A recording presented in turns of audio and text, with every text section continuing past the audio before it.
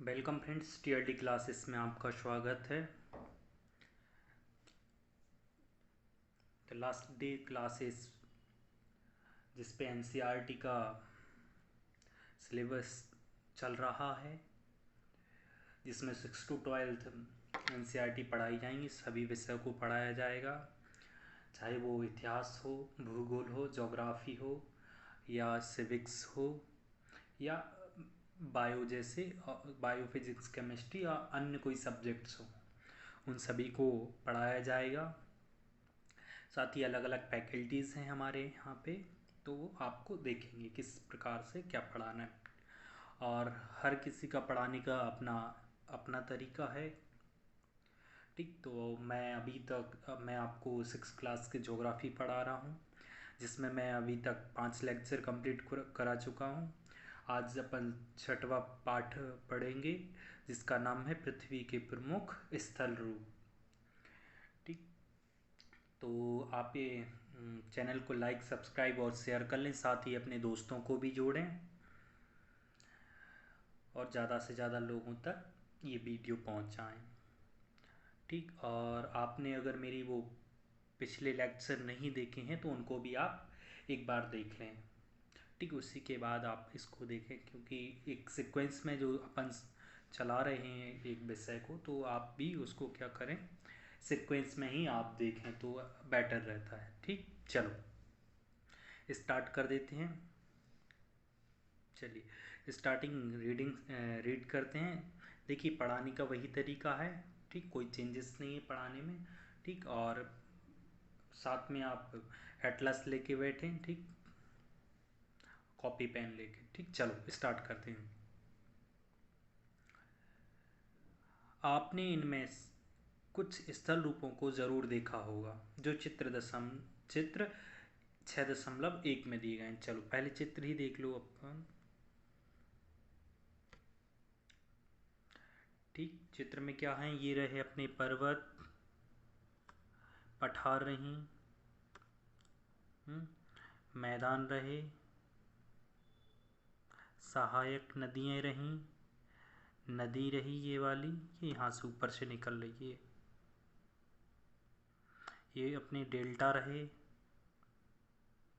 ये नदी मुहाना रहा, ये प्रायद्वीपीय रहा, ये जल संधि रही, ये रहे तट, ये रही पहाड़ी, और ये रही जल संधि, और ये रहे समुद्र। ठीक, अगर अभी भी आपको कुछ समझ में नहीं आया तो अपन रीड करके फिर इसके बाद आगे देखेंगे। चलो, आप देखेंगे कि पृथ्वी की सतह सभी जगह एक समान नहीं है। पृथ्वी पर अनगिनत प्रकार के स्थल रूप हैं। स्थल मंडल के कुछ भाग ऊंचे नीचे तथा कुछ समतल होते हैं। ये स्थल रूप दो प्रक्रियाओं के परिणाम स्वरूप बनते हैं। आपको यह जानकर आश्चर्य होगा कि मैदान जिस पर आप खड़े हैं उसमें धीरे धीरे गति हो रही है। पृथ्वी के अंदर लगातार गति हो रही है। प्रथम या आंतरिक क्रियाएं के कारण बहुत से स्थानों पर पृथ्वी की सतह कहीं ऊपर कहीं उठ जाती है। मतलब ऐसे मान लीजिए ऊपर उठ गई, ठीक, और कहीं धंस जाती है। देखो डायग्राम से देख ले। जैसे ये मान लीजिए ये अपना समतल मैदान है। ठीक, अगर मान लीजिए यहाँ से नीचे अगर कोई इसमें कोई गति होती है तो ये मान लीजिए ये ऐसा ऊपर उठ जाएगा, या मान लीजिए इधर कुछ गति हुई तो ये ऐसा नीचे धंस जाएगा। ठीक, कैसे इसको ये मत देखिए, ये ऊपर उठ गया, ये नीचे धंस गया। ठीक,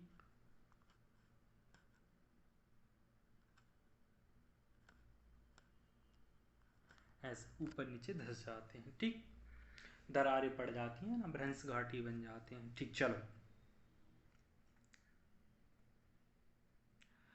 अच्छा, ये क्या बोल रहे हैं, क्या आप जानते हैं पहाड़ी वह स्थलीय भाग है जो कि आसपास की भूमि से ऊंची उठी होती है। ठीक, कितने मीटर, 600 मीटर से अधिक ऊंचाई एवं खड़ी ढाल वाली पहाड़ी को पर्वत कहा जाता है। ठीक। 8000 मीटर से ऊंचे कुछ पर्वतों के नाम बताइए। देखिए अगर आपने मेरा पिछला वाला लेक्चर देखा है, लेक्चर नंबर 5 अगर देखा है, तो उसमें हमने किसका नाम पढ़ा था? हिमालय का। हाँ, उसकी हाइट पड़ी थी 8848। ठीक, तो उसका आप नाम लिख सकते हैं। ऐसे ही एक पढ़ा था, कौन सा? रॉकी, सैंडीज, हाँ, यूराल पर्वत।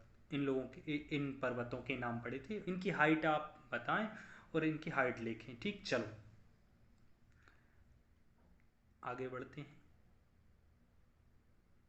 ये देख ही लिए आपने, चलो आगे।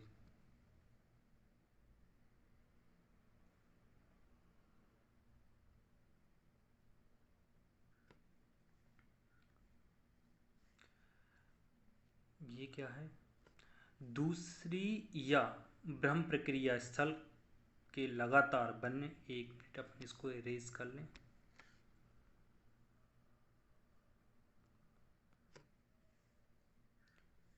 दूसरी या ब्रह्म प्रक्रिया स्थल के लगातार बनने या एवं टूटने की प्रक्रिया है। क्या? धंसना या ऊपर उठना। ठीक, जैसे मान लीजिए जमीन नीचे धंस गई, ये मान लीजिए ये ऐसा केप बन गया, ये केप बन गई। ठीक, नीचे, या कभी कभी ऐसा ऊपर की ओर ऐसे पर्वत के शेप में आ जाते हैं। ठीक, पृथ्वी की सतह के टूटकर घिस जाने को अपरदन कहते हैं। जैसे नदी, देखिए जब भी अगर मान लीजिए ये दो पहाड़ रहे,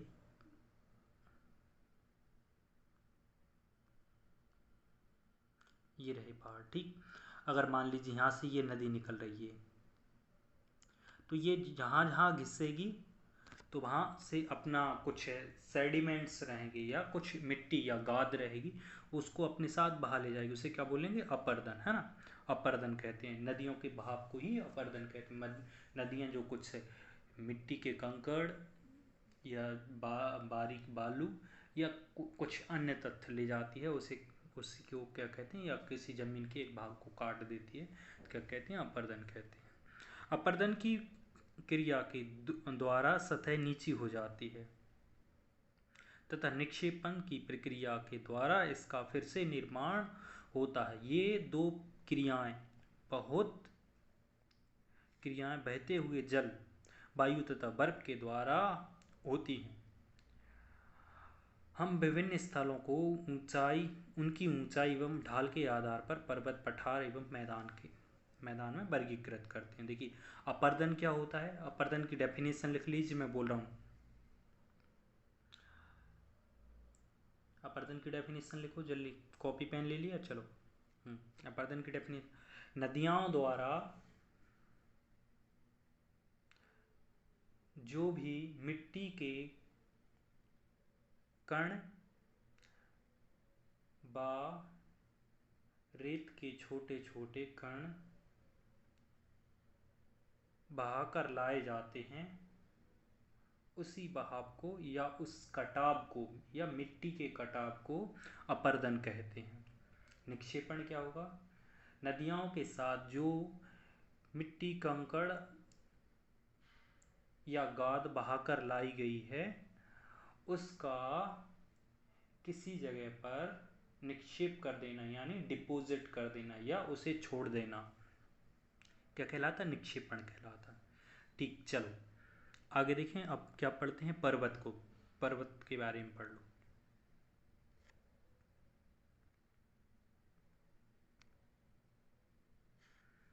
पर्वत क्या है? पर्वत पृथ्वी की सतह की प्राकृतिक ऊंचाई है। पर्वत का शिखर छोटा तथा आधार चौड़ा होता है। यह आसपास के क्षेत्र से बहुत ऊंचा होता है।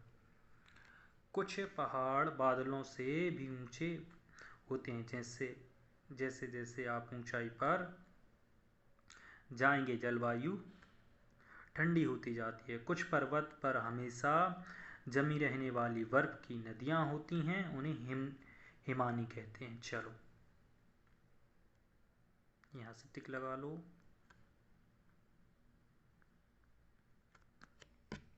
हिमानी किससे कहते हैं? बर्फ की नदियां बर्फ से निकलने वाली नदियों को क्या हिमानी नाम से जाना जाता है। यहाँ कुछ ऐसी भी पर्वत हैं जो समुद्र के भीतर हैं तथा जिन्हें आप नहीं देख सकते हैं। कठोर जलवायु होने के कारण पर्वतीय क्षेत्रों में बहुत कम लोग निवास करते हैं। वहाँ का धरातल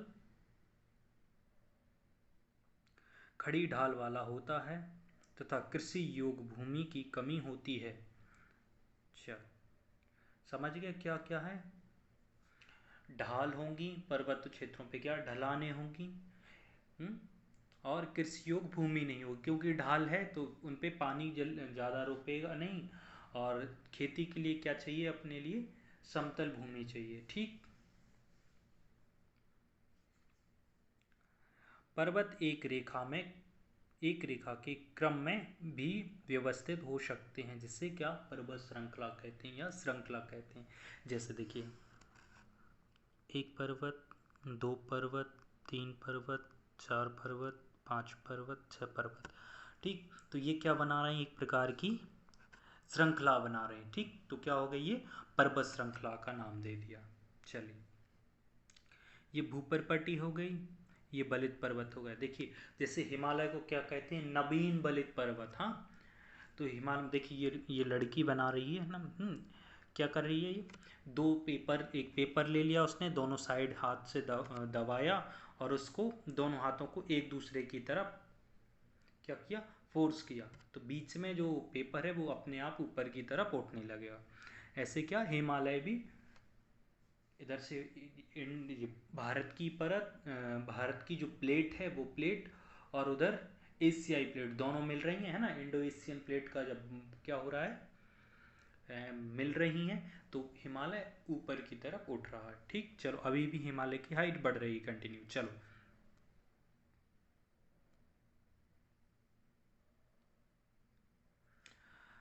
बहुत से एक मिनट, इसको थोड़ा सा जूम और कर लें। हाँ,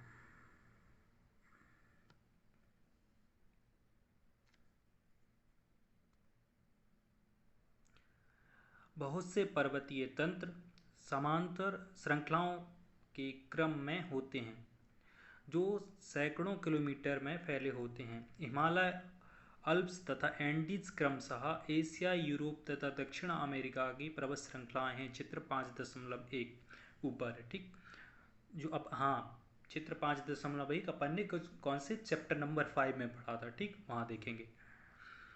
पर्वतों की ऊंचाई एवं आकार में भिन्नता होती है। पर्वत तीन प्रकार के होते हैं, बलित पर्वत, भ्रंशोत पर्वत तथा ज्वालामुखी पर्वत। ठीक, बलित पर्वत कौन से हो गए, जैसे हिमालय हो गया। हाँ, भ्रंशोत पर्वत क्या होता है, जो भ्रंश घाटी से निर्मित हो जाते हैं। ठीक, जैसे कि अपने कौन से मान लो, अपने मध्य प्रदेश में कौन से पर्वत हैं, सतपुड़ा की पहाड़ियाँ और बिंद की पहाड़ियाँ। ठीक, ज्वालामुखी पर्वत कौन से हो गए, जो ज्वालामुखी के उद्गार से उत्पन्न होते हैं, उन्हें ज्वालामुखी कह सकते हैं।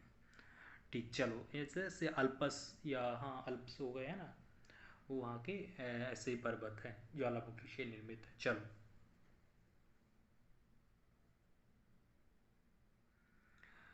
हिमालय तथा अल्पस बलित पर्वत हैं। सॉरी, देखिए, हिमालय तथा अल्पस कौन से बलित पर्वत हो गए, जिनकी सतह उबड़ खाबड़ तथा शिखर शंक्वाकार शंक्वाकार ऐसे क्या बोलेंगे, ऐसे इस टाइप में। एक मिनट,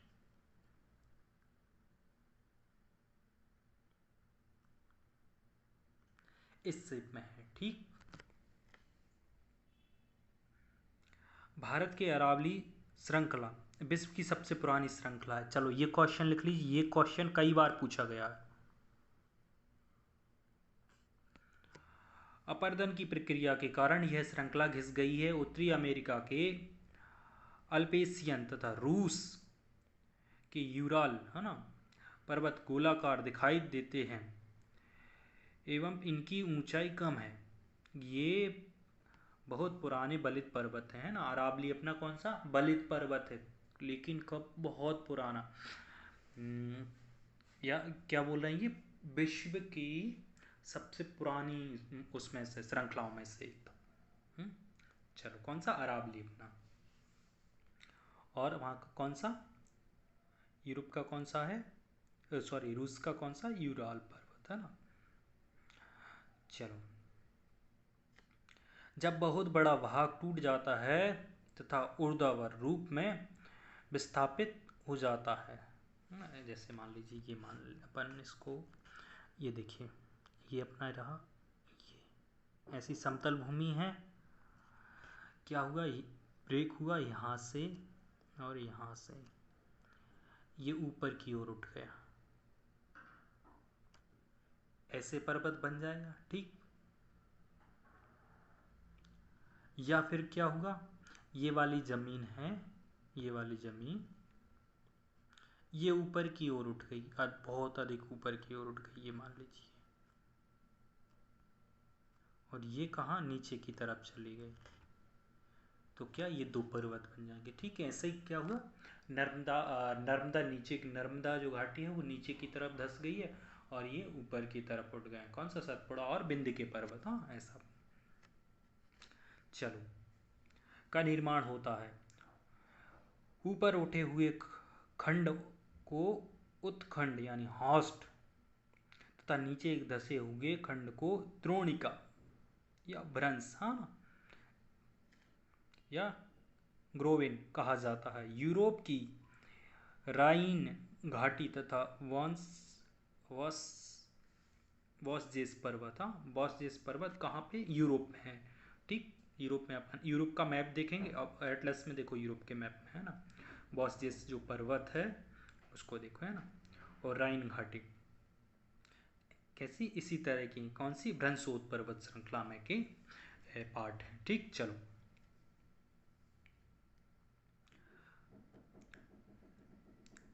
एटलस में दिए गए विश्व के मानचित्र से उनकी स्थिति को देखिए तथा इस प्रकार की भू आकृतियों के कुछ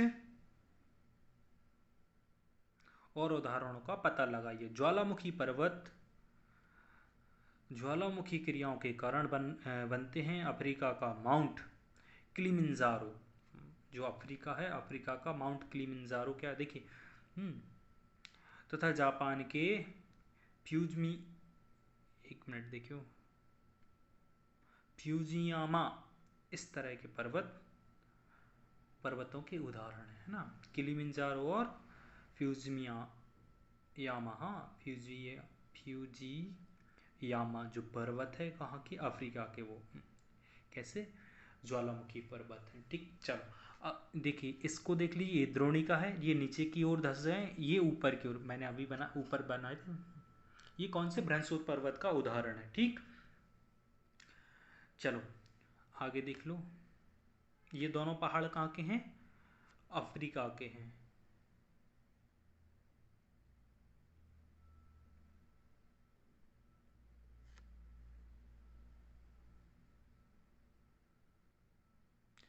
पर्वत बहुत लाभदायक होते हैं, पर्वत जल के संग्रहगार होते हैं।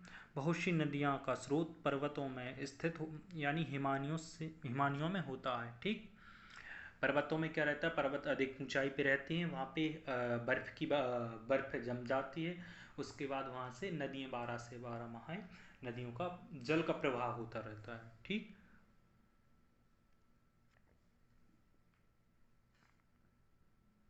पर्वतों का जल उपयोग सिंचाई तथा पन बिजली मतलब वो अपना क्या बोलते हैं, पवन चक्की, नहीं पवन चक्की तो वो हो जाता है, या टरबाइन के लिए घुमाई जाती है ना, टरबाइन घुमा के बिजली उत्पन्न की जाती है। नदी घाटियाँ तथा वेदिकाएँ कृषि के लिए उपयुक्त होती हैं। पर्वतों में अलग अलग प्रकार की वनस्पतियाँ तथा जीव जंतु पाए जाते हैं। वनों में हमें ईंधन, चारा और आश्रय तथा दूसरे उत्पादन जैसे गोंद, रेजिन इत्यादि प्राप्त होते हैं, हाँ। ये ऐसे कुछ पहाड़ी इलाकों के लोग अपनी क्या जड़ी बूटियाँ या कुछ और चीज़ें या फ्रूट्स उनमें से, या ड्राई फ्रूट्स टाइप के वो खोजते रहते हैं जो है, और उनको अब लाके मार्केट में बेच देते हैं ना। गोंद खरीदते हैं ना अपन लोग, या गाद बोलते हैं। ठीक, सैलानियों के लिए पर्वतीय भाग उपयुक्त स्थान है। वे पर्वतों की यात्रा उनकी प्राकृतिक सुंदरता को देखने के लिए करते हैं। विभिन्न प्रकार के खेल जैसे पैराग्लाइडिंग, हैंग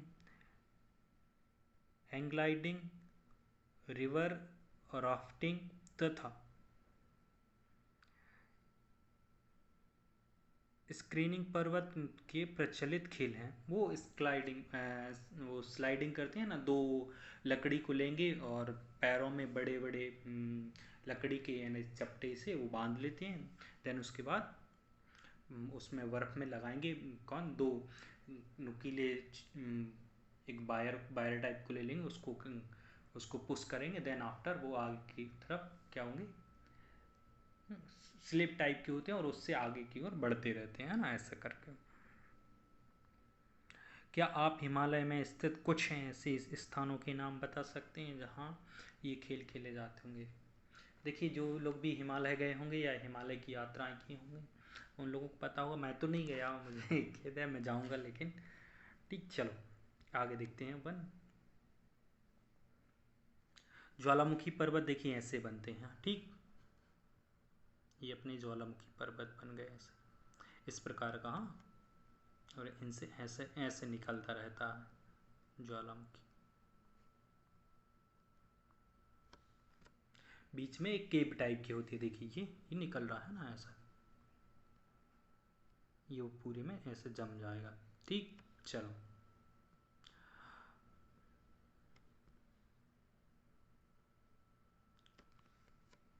पठार के बारे में पढ़ लें। पठार उठी हुई एवं सपाट भूमि होती है। यह आसपास के क्षेत्रों से अधिक उठा हुआ होता है तथा इसका ऊपरी भाग मेज के समान सपाट होता है। मेज यानी कुर्सी, टेबल। हाँ, किसी पठार के एक या एक से अधिक किनारे होते हैं जिनके ढाल खड़े होते हैं। पठारों की ऊंचाई, अच्छा पठारों की देखिए ये विशेषताएं जो मैं पढ़ रहा हूँ, विशेषताएं। ठीक, पठारों की ऊंचाई प्रायः कुछ 100 मीटर से लेकर कई हजार मीटर तक हो सकती है। कुछ मीटर से लेकर कई हजार मीटर तक पठारें बहुत ऊंची ऊंची होती हैं ना, जैसे पामीर का पठार देख लीजिए। हाँ, ऐसे काफ़ी ऊंचे ऊंचे पठार। पर्वतों की तरह पठार भी नए या पुराने हो सकते हैं। भारत के दक्कन पठार पुराने पठारों में से एक है। दक्कन का पठार। ठीक, केन्या, तंजानिया तथा युगांडा का पूर्वी अफ्रीका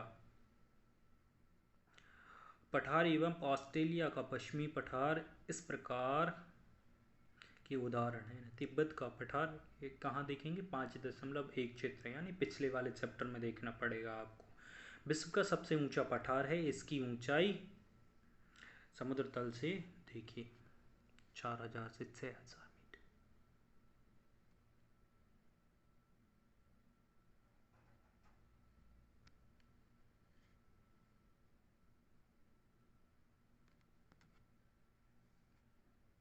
पठार बहुत उपयोगी होते हैं क्योंकि इनमें खनिज की प्रचुरता होती है। यही कारण है कि विश्व के बहुत से खनन क्षेत्र पठारी भागों में स्थित होते हैं। अफ्रीका का पठार सोना एवं हीरों की खनन के लिए प्रसिद्ध है। कहाँ, अफ्रीका का। ठीक, भारत के छोटा नागपुर के पठार में लोहा, कोयला तथा मैंगनीज के बहुत बड़े भंडार पाए जाते हैं। छोटा नागपुर कहाँ, कहाँ नागपुर किधर है, महाराष्ट्र। ठीक, मैप में देखिए। ठीक, एटलस साथ में लेकर बैठे हैं। ठीक, चलो इसको टिक कर लो। हाँ, ये अपने लिए इम्पोर्टेंट है, इसको लिख लेना। पठारी क्षेत्रों में बहुत से जलप्रपात होते हैं क्योंकि यहाँ नदियाँ ऊंचाई से गिरती हैं। भारत में छोटा नागपुर का पठार स्वर्णरेखा नदी पर स्थित क्या हुंड्रू जलप्रपात तथा कर्नाटक में जोग जलप्रपात इस प्रकार के जलप्रपातों के उदाहरण हैं। ठीक, ये दोनों जलप्रपात लिख लीजिए। हाँ ठीक, ये पूछ सकते हैं हम। देखिए ये ऐसे नाम है कि नाम भी याद नहीं रहेंगे। ठीक, लावा पठार में काली मिट्टी की प्रचुरता होती है जो उपजाऊ है एवं खेती के लिए काफ़ी अच्छी होती है। ठीक, कई पठारों में रमणीय स्थल होते हैं जो पर्यटकों को आकर्षण करते हैं। रमणीय यानी घूमने फिरने के लिए। चलो, ये मनमोहक टाइप के। चलो मैदान के बारे में देख लें। ठीक, पर्वत हो गए, पठार हो गई, अब मैदान पड़ रहे हैं। ठीक, मैदान कैसे होते हैं? समतल भूमि होती है। ठीक, लिखते चलना। हाँ, समतल भूमि होती है, बहुत बड़े भाग होते हैं, ये बहुत उसमें फैले होते हैं। वे सामान्यतः मध्य समुद्र तल से 200 मीटर से अधिक ऊंचाई नहीं होती है। बिल्कुल लगभग समुद्र तल के आसपास 100 या 200 मीटर से ज़्यादा नहीं होंगे। ठीक, कुछ मैदान काफ़ी समतल होते हैं, कुछ उर्मिल तथा तरंगित होते हैं, हो सकते हैं तरंगित या कैसे मान लो, या देखिए तरंगित मतलब कई भागों में छोटी छोटी धाराओं में बटे होते हैं ना। तरंगित मतलब छोटा सा भाग इधर हो गया है ना, मान लीजिए ये छोटा सा भाग इधर है, ये छोटा सा भाग इधर है, ये छोटा सा भाग इधर है, बट क्या है, समतल होते हैं ना। फिर थोड़ा सा उठा हुआ, फिर थोड़ा सा नीचे, हाँ ऐसे। ठीक, अधिकांश मैदान नदियों तथा उनकी सहायक नदियों के द्वारा बने होते हैं। नदियाँ पर्वत के ढालों से नीचे की ओर बहती हैं तथा उन्हें अपर्दित कर देती हैं। वे अपर्दित पदार्थों को अपने साथ आगे की ओर ले जाती हैं। अपने साथ ढोए जाने वाले पदार्थ जैसे पत्थर, बालू तथा सिल्ट को वे घाटियों में निक्षेपित कर देती हैं। इन्हीं निक्षेपों से मैदानों का निर्माण होता है। ठीक, नदियाँ क्या करेंगी, बालू या पत्थर छोटे छोटे कंकड़ लेके आएंगी ऊपर से, है ना, पहाड़ों से लेके आएंगी और मैदानी क्षेत्र में या घाटियों में जमा कर देती हैं। उसी जमा को क्या बोलते हैं, निक्षेपण। और जो ऊपर से पहाड़ों की कटाई करेंगी, नदियाँ घिसेंगी ना, तो उसको क्या बोलेंगे, अपर्दन। ठीक,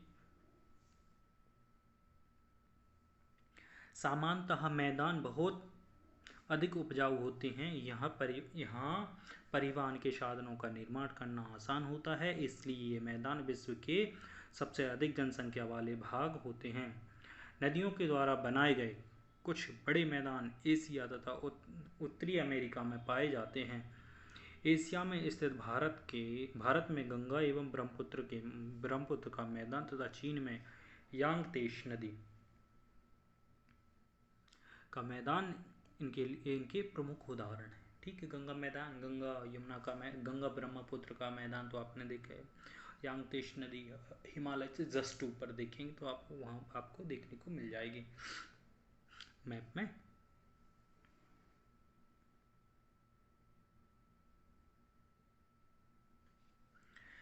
मैदान मनुष्यों के रहने के लिए सबसे उपयोगी क्षेत्र हैं। यहाँ जनसंख्या बहुत अधिक होती है। मैदानों में क्या जनसंख्या बहुत अधिक, क्योंकि मकान बनाने के लिए तथा खेती करने के लिए समतल भूमि प्रचुरता में होती है। ठीक है, उपजाऊ मिट्टी के कारण यहाँ भाग खेती के लिए काफ़ी उपयुक्त होते हैं। भारत में गंगा का मैदान देश का सबसे अधिक जनसंख्या वाला मैदान है। ठीक,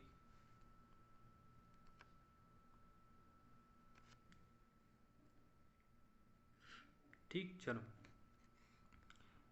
स्थल रूप एवं लोगों के बारे में देख लें हैं। अब अपन नॉर्मल सी बात करें, कोई ज़्यादा उसमें वो नहीं है, थोड़ा सा लॉजिक लगाना पड़ेगा। ठीक, स्थल रूपों की विभिन्नता के अनुरूप ही मानव विभिन्न प्रकार के जीवन यापन करते हैं। ठीक, तो लॉजिकल बातें हैं, अब कुछ ज़्यादा उसमें विशेष नहीं।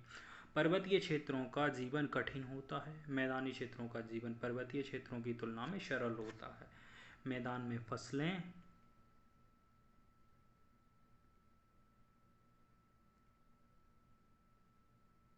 उगाना, घर बनाना या सड़कें बनाना पर्वतीय क्षेत्रों की तुलना में अधिक आसान होता है। ठीक, क्या क्या करना, ये चीज़ें आप लिखेंगे।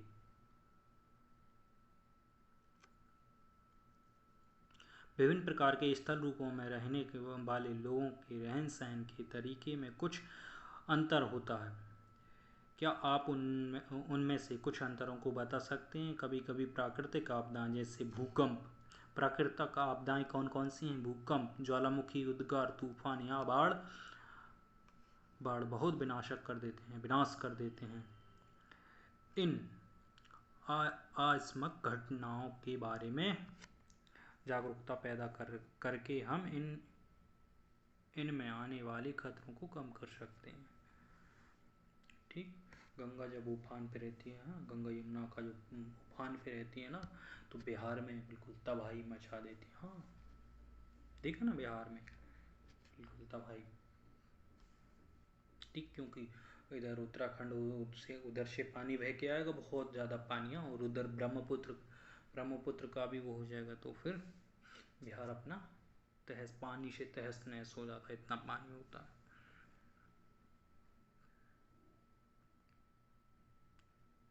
हम कितने तरीकों से जल एवं स्थल को उपयोग में ला सकते हैं?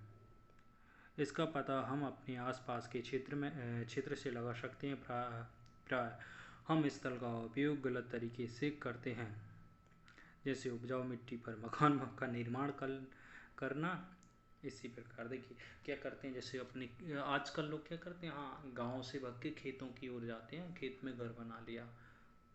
जो जो मिट्टी थी किसके लिए, फसल लगाने के लिए, वहाँ जाके आपने उसको कवर कर लिया, उस पर आरसीसी करवा दिए, कंक्रीट का करवा दिए, ठीक, या टाइल लगवा दिए, तो क्या वहाँ पे ना तो पानी का एब्जॉर्प्शन होगा उसमें, वो क्या बेकार हो जाएगी वो मिट्टी। ठीक, तो ऐसे करके हम उसका क्या करते हैं, गलत तरीके से उपयोग करते हैं।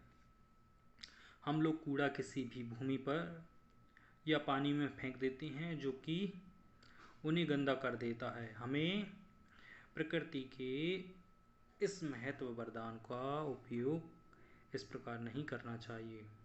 ठीक, चलो।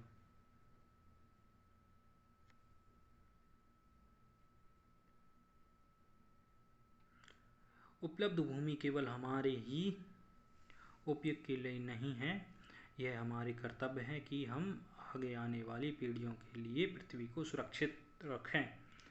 चलिए, ये देखिए, ये मैप में इसमें डायग्राम में दिखा है, कितना गंदा कर दिया। आपके अगर आसपास कोई नदी है तो वहाँ देखिए गंदगी बहुत ज़्यादा होगी, हाँ, उसमें एक ना एक नाला मिला होगा। अगर शहरों के आस पास जाओगे ना, शहर की जो भी नदी अगर शहर के पास है तो वह 101% गंदी हो जाती है। हाँ, क्योंकि शहर में ऐसे सिस्टम नहीं है, वो जो भी ड्रेनेज का पानी है वो सीधा नदी में छोड़ देते हैं।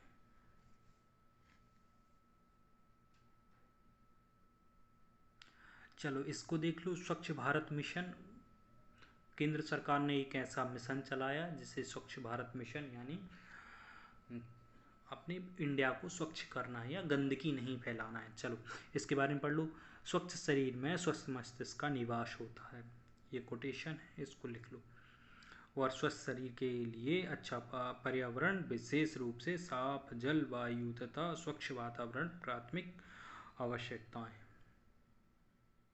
इन सभी प्राथमिक आवश्यकताओं को सभी लोगों को सुलभ कराने हेतु भारत सरकार द्वारा स्वच्छ भारत मिशन कार्यक्रम चलाया गया है।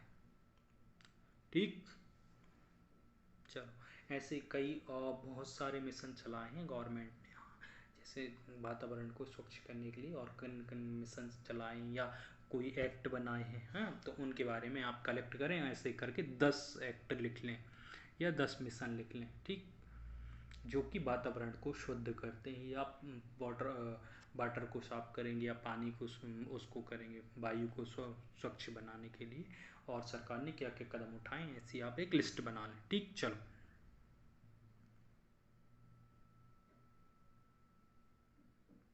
अच्छा, ये चित्र हैं, इन चित्रों को देखो, और इन चित्रों के बाद आपको क्या समझ में आ रहा है, फिर उनका क्या करें, एटलीस्ट कम से कम 5-6 पॉइंट लिखो। ठीक, ये आपके लिए होमवर्क है।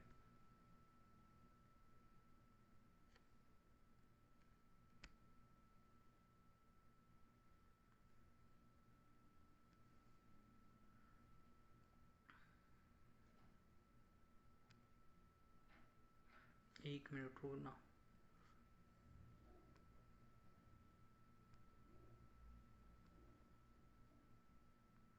ठीक, कोई दिक्कत नहीं, चलो पेज चेंज कर लें।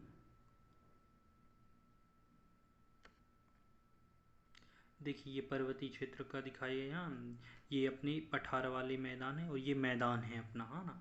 ये पर्वतीय क्षेत्र भी है कुछ कुछ है। ये देखिए ढलान वाले क्षेत्र है ना, पर्वतों पे कैसे चित्रों को देख लो। ठीक, चलो ये तो सिंपल चित्र में क्या बोल रहे हैं ये, हाँ ये चित्र हैं, आपको ये देखना है। छोटी क्लास वाले बच्चों, आप क्या करना, देख लेना इन्हें, हाँ, और उनके बारे में लिख लो। चलो कोई ज़्यादा नहीं है इसमें मैटर। ये क्वेश्चन आंसर कर लें, इसके बाद चैप्टर को जल्दी ख़त्म करो। चलो निम्नलिखित प्रश्नों के उत्तर संक्षेप में दीजिए। प्रमुख स्थल रूपों कौन कौन से हैं? ठीक, 1 2 3 3 पॉइंट लिखो और उनके नाम लिख दो जल्दी, है ना। पर्वत एवं पठार में क्या अंतर है? ठीक, अभी मैंने पॉइंट बताया थी, इनकी पर्वतों की विशेषताएं लिख दें, पठार की विशेषताएं लिख दें, वही उनके अंतर हो गए। चलो पर्वतों एवं विभिन्न प्रकार कौन कौन से हैं पर्वतों के? देखिए अपन 3 पढ़े थे ना, अरावली के बारे में पढ़ा था, और हिमालय के बारे में पढ़ा था, और ऑस्ट्रेलिया अफ्रीका के जो कुछ पहाड़ थे उनके बारे में पढ़ा था। ठीक, इनके उनको लिखो। चलो ठीक, मनुष्य के लिए पर्वत किस प्रकार उपयोगी हैं? किस लिए बताओ? हिमानी के रूप में जो कुछ नदियाँ निकलती हैं उनसे पानी की उपयोगिता मिल जाती है, पन बिजली बनाने के लिए और कई सारे उपयोग। चलो मैदानों का निर्माण किस प्रकार होता है? अपरदन और निक्षेपण के कारण। ठीक, चलो, और वो जो सेडिमेंट्स आते हैं वो निक्षेपित हो जाते हैं और ऐसे करके नए मैदानों का निर्माण हो जाता है। चलो, नदियों द्वारा निर्मित मैदान सघन जनसंख्या वाले होते हैं क्योंकि क्योंकि समतल होते हैं, ज़्यादा इंफ्रास्ट्रक्चर जल्दी से डेवलप करते हैं, परिवहन की सुविधा जल्दी हो जाती है, हाँ ऐसे करके। ठीक, और घर बनाना भी आसान हो जाता है, हाँ। और उसमें क्या उपजाऊ भूमि होती है जिसके कारण खाद्यान्न की यहाँ ज़्यादा वो रहती है, तो इस कारणवश जनसंख्या पॉपुलेशन अपने आप बढ़ जाती है। ठीक, पर्वतों में जनसंख्या कम क्यों होती है? क्योंकि वहाँ लोग रह नहीं पाते हैं ना, आपदाएं आ जाती हैं, कभी पर्वत खिसक गए, काफ़ी सारे लोग है ना आपदा के शिकार हो जाते हैं। चलो सही चिन्ह लगाई। पर्वत पठारों से भिन्न होते हैं।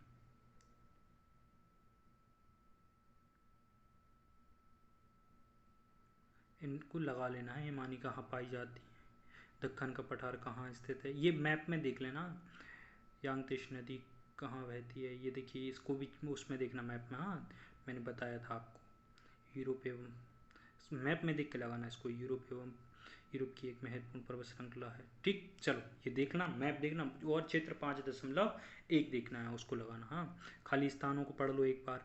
समतल भूमि वाले विस्तृत क्षेत्र को डैश कहा जाता है? क्या कहा जाता है वो लिखो। हिमालय एवं अल्पस पर्वत डैश के उदाहरण है। खाली स्थान क्षेत्रों में खनिज की प्रचुरता होती है। ये पढ़ लिया सब अपन ने, हाँ। चलो नहीं आए समझ में फिर पूछना, मैं बता दूंगा। कमेंट बॉक्स में कमेंट करो, हम लाइक सब्सक्राइब और share my channel. Thank you. ठीक है, और अपने दोस्तों को भी जोड़ो, ज़्यादा से ज़्यादा लोगों तक वीडियो पहुँचाओ। ठीक है, अगर कोई भी परेशानी है या क्वेश्चन आंसर भी नहीं बन रहे तो भी बता दो, तो मैं क्वेश्चन आंसर आपको पीपीटी के फॉर्म में या पीडीएफ के फॉर्म में आपको टेलीग्राम पे उपलब्ध करवा दूंगा। ठीक, और हमारे देखिए इंस्टाग्राम पे और टेलीग्राम पे ज्वाइन कर लो हमारे चैनल को, इंस्टाग्राम पे फॉलो कर लो। ठीक, और ठीक सब्सक्राइब कर लो चैनल को। थैंक यू, आज के लिए बस इतना ही काफ़ी। एंड आप अगला चैप्टर आएगा उसके लिए तैयार रहें। ठीक, चलो, थैंक यू।